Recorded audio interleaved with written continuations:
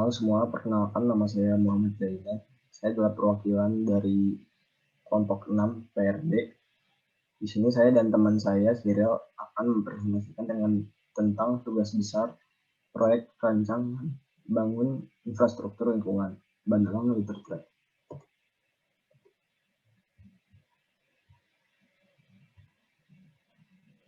Ini adalah anggota kelompok kami. Ketua kelompok kami adalah Rajola Sabila Ma'wa. Bab 1 pendahuluan identifikasi masalahnya yaitu menurut Parlemen Eropa, pada tahun 2018, lautan telah menampung lebih dari 150 juta ton sampah plastik, baik yang berukuran makro maupun mikro. Setiap tahunnya akan terjadi penambahan jutaan ton lebih plastik ke lingkungan laut. Gena R.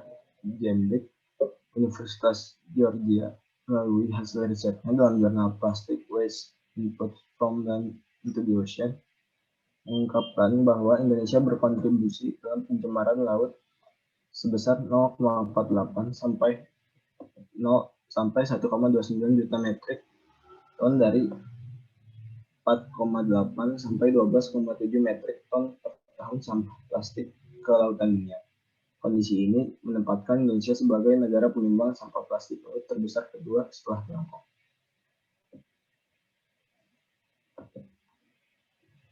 Lalu, Nining Wahyuningrum, peneliti Balai Litbang Teknologi Daerah Aliran Sungai, dalam artikelnya, sungai bukan tempat sampah kita yang dimuat dalam majalah Cerdas, volume 5 nomor 1 tahun 2019, mengungkapkan sungai besar di Indonesia yang berkontribusi dalam pencemaran plastik di dunia, antara lain, yang pertama yaitu Sungai Berantas dengan 38.555,32 ton per tahun, yang kedua adalah Sungai Solo dengan 32.205 ton per tahun, yang ketiga Sungai Serayu dengan 16.782,9 ton, yang keempat adalah Sungai Progo dengan 12.700 ton per tahun.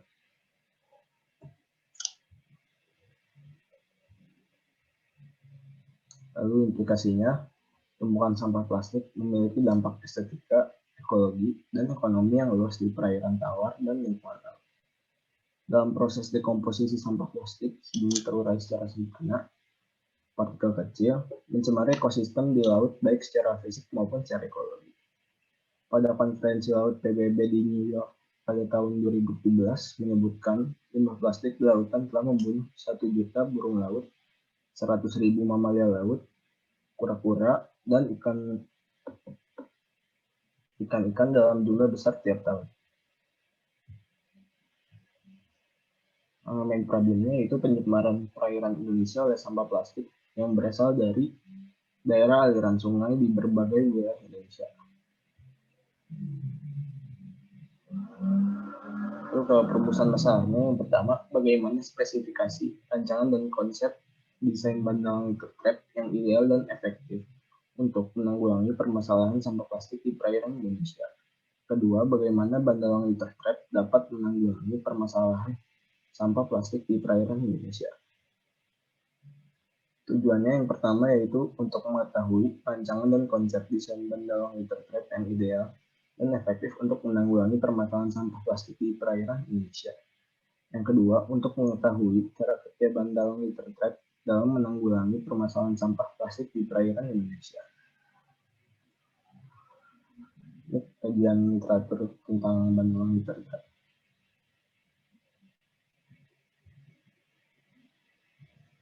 Ini ada beberapa bagian, yaitu ada rangka, trash trap, dan interbook. Konsep desainnya itu yang pertama, yang utamanya alat mampu menyaring dan menampung sampah plastik berukuran makro yang terdapat di daerah aliran sungai.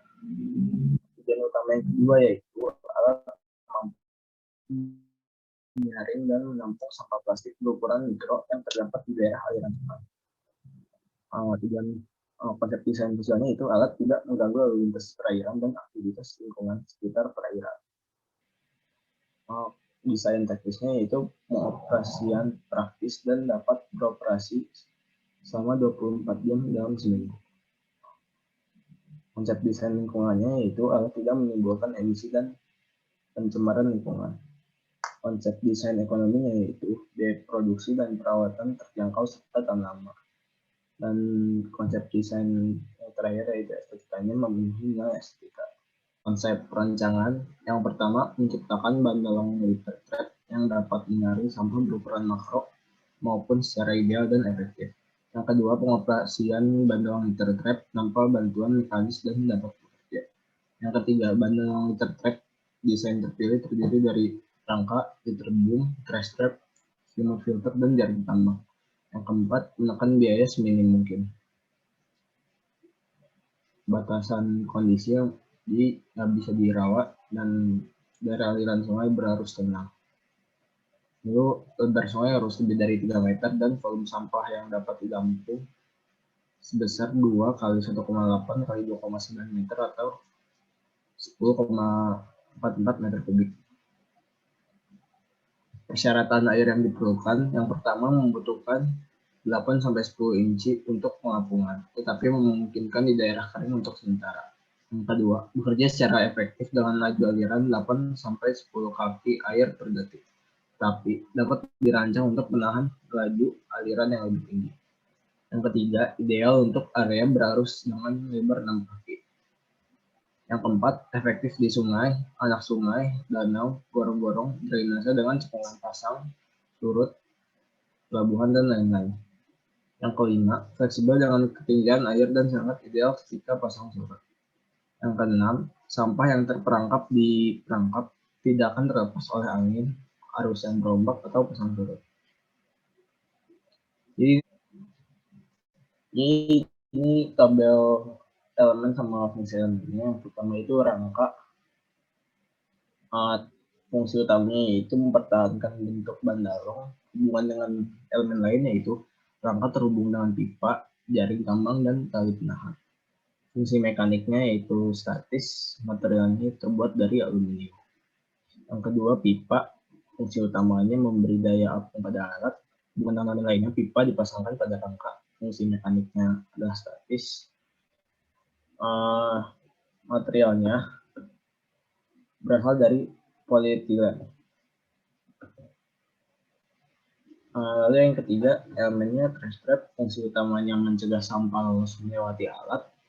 Hubungan dengan elemen lainnya yaitu trash trap dipasangkan di bawah pipa. Fungsi mekaniknya adalah fungsi statis dan material yang digunakan berasal dari aluminium. Yang keempat ada jaring tambang. Fungsi utamanya mempermudah pengangkutan sampah secara manual. Hubungan dengan elemen lainnya yaitu jaring tambang dipasangkan pada rangka. Fungsi mekaniknya adalah fungsi statis dan materialnya terbuat dari tali tambang. Yang kelima ada selimut filter dengan fungsi utama menyaring sampah mikroplastik. Hubungan dengan elemen lain yaitu selimut filter dipasangkan pada trash trap dan jaring tambang. Fungsi mekaniknya adalah statis dengan material polipropilen. Dan yang terakhir ada tali jangkar dengan fungsi utama menahan badan bandalong tidak hanyut terbawa aliran sungai, diikatkan pada rangka. Hubungan dengan elemen lainnya diikatkan pada rangka. Dan fungsi mekaniknya itu fungsi statis. Materialnya adalah tali polietilen.